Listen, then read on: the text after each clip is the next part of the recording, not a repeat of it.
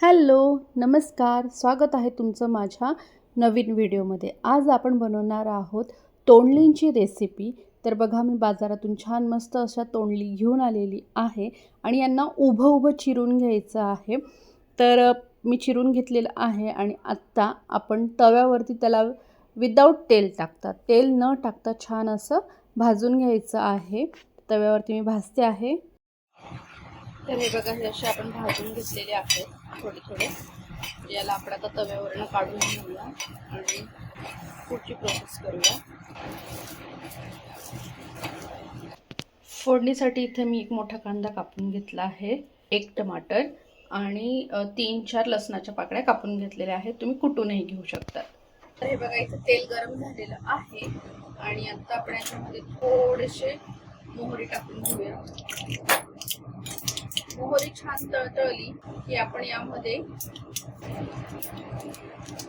जिरं टाकून घेऊया, थोडंसं हिंग. त्यानंतर आपण यात घालून घेऊया बारीक कापून घेतलेला लसूण.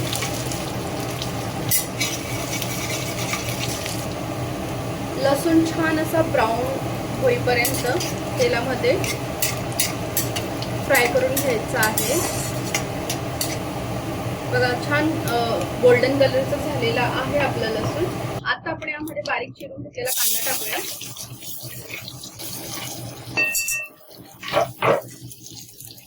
कांदा पण छान गोल्डन फ्राय करून घ्यायचा आहे. तर कांदा छान गोल्डन फ्राय झालेला आहे. आता आपण यामध्ये घालून घेऊया बारीक कापून घेतलेला टमाटर.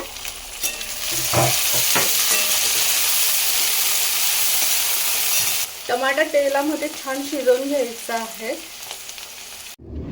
तर आपण वाटण करून घेणार आहोत भाजीसाठी. तर हे आहेत भाजून घेतलेले शेंगदाणे, थोडंसं सुकं खोबरं घेतलेलं आहे किसून. त्यानंतर इथं मी घेतलेले आहेत डाळ्या. त्यानंतर यात मी घेतलेली थोडी भाजून घेतलेली तीळ. तर याचं सगळ्याचं आपल्याला वाटण करून घ्यायचं आहे. तर हे बघा, टमाटे आपले छान तेलामध्ये फ्राय झालेले आहेत. आपण आता याच्यामध्ये मसाले घालून घेणार आहोत. तर आपण पहिले घालणार आहोत हळद,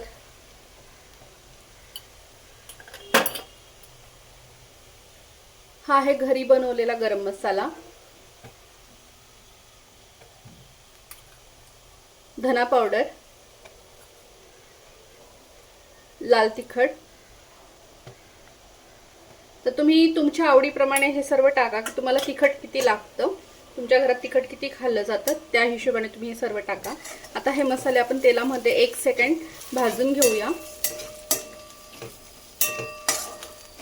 तर मसाले आपले छान भाजून झालेले आहेत. आता आपण यामध्ये घालून घेऊया जे आपण भाजून ठेवलेले तोंडले आहेत, ते आपण यात घालून घेऊया आणि तेंडली सुद्धा आपण मसाल्यामध्ये अशी छान परतून घेऊया, जेणेकरून मसाला छान त्याच्यावरती कव्हर होईल. आता 2-3 मिनिटं आपण याला असंच तेलामध्ये मसाल्यासोबत ठेवूया. तर बघा, तेंडली छान तेलामध्ये आणि मसाल्यामध्ये छान फ्राय झालेली आहेत. मसाला छान लागला आहे तेंडलीवर. आता आपण यामध्ये थोडंसं कोमट करून घेतलेलं थोडंसं गरम पाणी घालून घेणार आहोत. गरम पाणी यासाठी की जेणेकरून तेंडली पटकन शिजली पाहिजे, लवकर शिजली पाहिजे. आणि गरम पाण्याने काय होतं ना, छान तेल येतं. आमच्या घरात तेल खूप कमी खातात, तर मी तेल कमी टाकते. मग थोडंसं तेलही दिसलं पाहिजे भाजीला, म्हणून मग मी यामध्ये गरम पाणी घातलेलं आहे,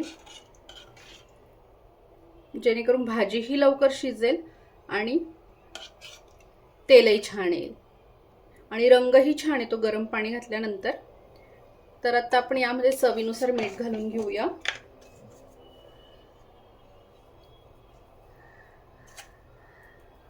तर बस, आता याला 10 मिनिटं आपण शिजू देऊया. तर हे बघा, इथं भाजीला छान उकळ आलेली आहे आणि आपली भाजी खूप छान अशी शिजली पण आहे. हे बघा,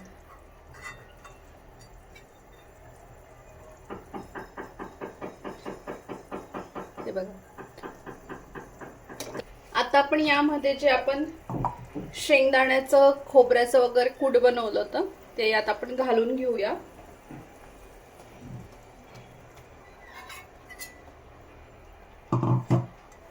तर हे कूट तुम्ही तेवढंच घाला जेवढं तुम्हाला हवं आहे. म्हणजे जर पातळ भाजी हवी असेल तर थोडं कमी टाका, घट्ट भाजी हवी असेल तर थोडं जास्त टाका. तर छान उकडू देऊया. तेल बघा तुम्ही गरम पाणी टाकल्यामुळे तेल किती छान आलेलं आहे. कमी तेलामध्ये मी भाजी बनवते, तेल जास्त वापरत नाही, तरी सुद्धा बघा भाजीला तेल किती छान आलेलं आहे, कारण मी यामध्ये गरम पाणी टाकलं होतं. तर तुम्ही पण अशा भाज्या बनवताना नेहमी गरम पाणी घाला, जेणेकरून भाजीला छान तरंग येतो, छान असं तेल येतं. आणि आपली भाजी बघा छान उकळलेली आहे आणि मस्त अशी भाजी रेडी झालेली आहे.